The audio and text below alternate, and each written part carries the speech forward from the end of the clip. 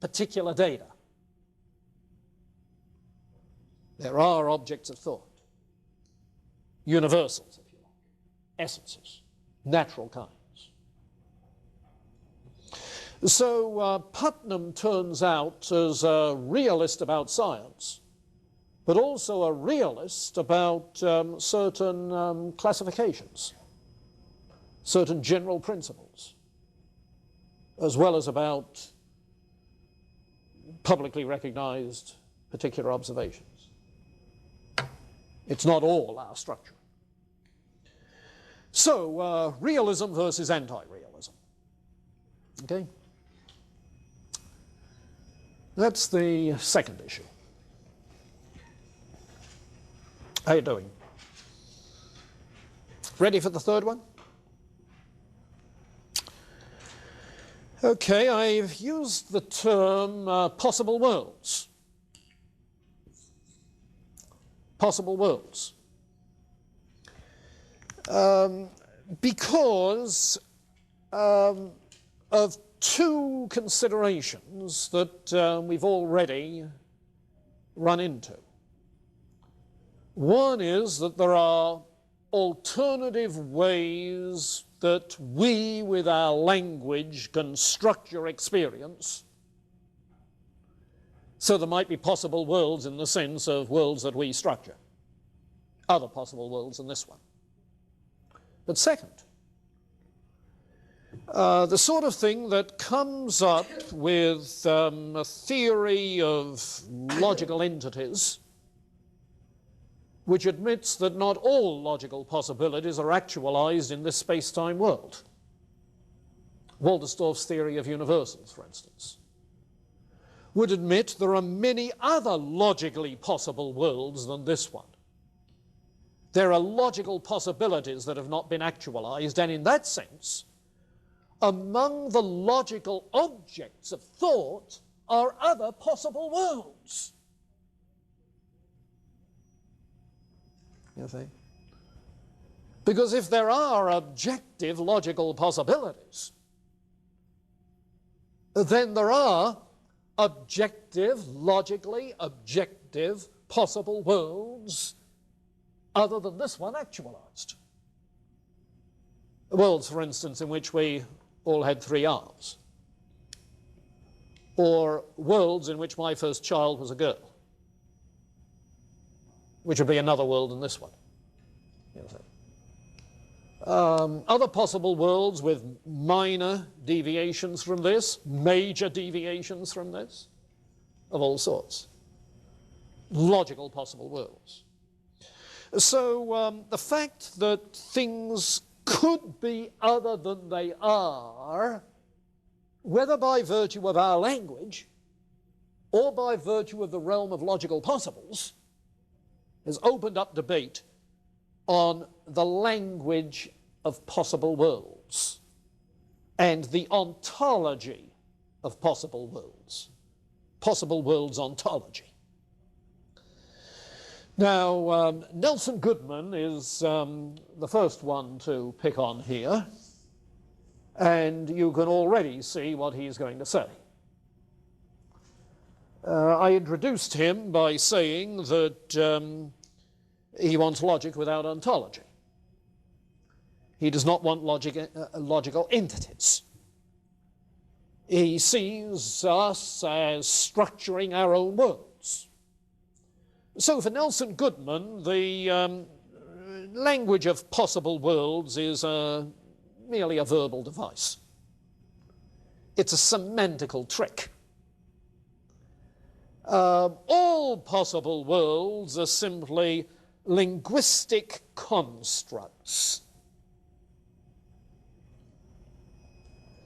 where the particular points of reference are things we all experience or might possibly have experienced, like my first child being a girl. You see? So in that sense, another possible world is simply a hypothetical world. It's a hypothesis about what this world might have been or might yet be. You see? So the language of possible worlds is just the language of empirical hypotheses and nothing more. And he is therefore an anti-realist when it comes to possible worlds. An anti-realist when it comes to possible worlds. On the other hand, you get the English philosopher D.K. Lewis. D.K. Lewis, who is not convinced that the language of other possible worlds is reducible to hypothetical statements about this actual world, if only statements. Or, as they get to be called in the discussion, as they get to be called, counterfactual statements.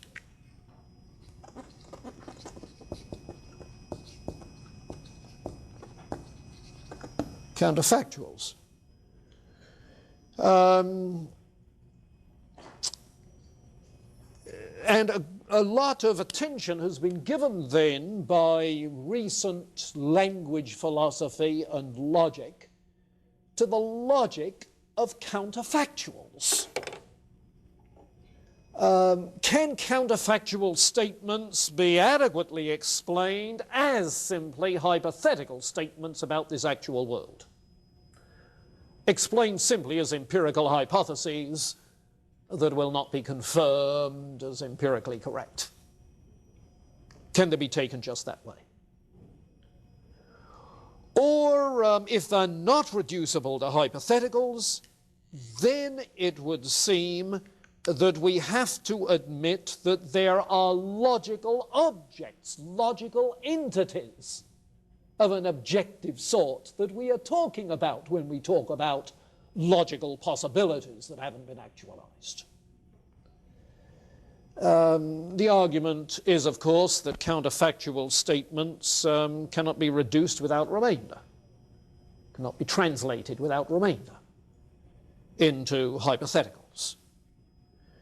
And if they cannot, then you have to be a realist about possible worlds. But to be a realist about possible worlds, you have to be a realist about logical entities.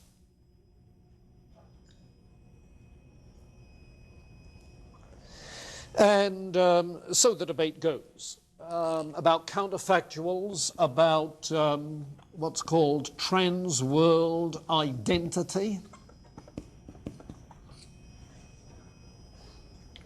That is to say, whether the Socrates of another possible world in which, shall we say, he did not have a hooked nose, whether that Socrates would still be the same Socrates. Now, the question is, what constitutes the same Socrates?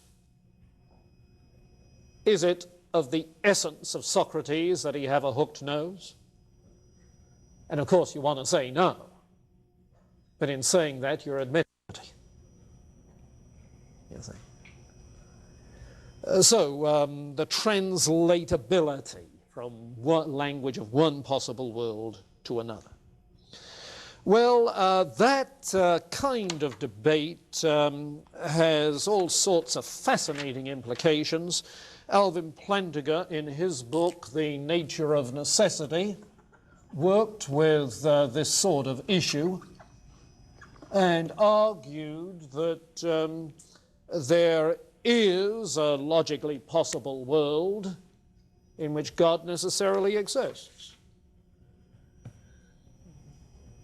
Now, you see, Plantinga is not given to trying to demonstrate the existence of God. He's given to trying to remove objections to the existence of God. And if you can show that there is a logically possible world in which God necessarily exists, then you've removed any objection, you see. And it's logically possible then that God exists. And so his next question to the objector is, okay, now what's your objection? You see. So this is the direction that philosophy of language has given, and you can see how it's opened up virtually all of the traditional metaphysical questions. Fascinating kind of development. So that as we are today, as I said before, not only philosophy of religion and ethics are alive and well, but so is metaphysics. They just didn't succeed in eliminating it, but in postponing it. Now, somebody was, yeah. I was just going to ask you about what you just saying what Plantinga said about there is a logically possible world in which God necessarily exists. Yeah. Does he say that there is some logically possible world out there, or does he say that that logically possible world could be the world that we live in? Oh, of course, now? Yes. Yeah. Yeah, but you see, it's one thing to demonstrate that something is logically possible. It's another thing to demonstrate that that's the way it is in this world. Right. You see. Does he think that in this world God necessarily exists? Yes. Yes. But the difficulty is in moving from de dicto to de re necessity. That is to say, from what is necessary in a language, that is to say in the language of a possible world, to what is necessary in and of itself. You see. And you can show that in some languages it's possible, it's necessary. But that this is that world is the thing that isn't as easy to show. Troy? Yeah, I was wondering about the notion of metaphysical possibility. Yeah. As an objection. How would Plantinga deal with that? Well, what is metaphysically possible is what is logically possible. He doesn't acknowledge the distinction between those two. Well, what distinction could you draw? To say it's logically possible is to say there's no objection. You see? There's no logical objection. It's logically possible. Now, is it actually possible? If we were talking of a fairy giraffe with butterfly wings, we'd say it's logically possible. But is it actually, causally possible? You see, and you'd say, well, I suppose so in some possible world. It's causally possible. You wouldn't say it's causally necessary in any possible world, because finite things aren't causally necessary. You see. I was wondering more in terms of God. Uh-huh. Choosing to refrain from certain actions, and let's say God is refraining from sin, or yeah. determining costs. Okay. Is it possible logically that God could do that? Is there a possible world in which God could sin? Right. Yeah, and you see, he would say now that resolves into the question as to whether God would still be God if he did. Because God, by definition in theistic religions, is one who is altogether good, you see. In other words, it resolves into the question, does God have an essence? Which is the title of some lectures that he gave at Marquette University that were published under that title. Plantinga, does God have an essence? Now, if God has an essence, then there are some things God cannot do. God cannot be God. No, God cannot be not God. You see, God cannot be not God. If being perfectly good is of the essence of God, if sinning is imperfection, then God cannot sin. You see.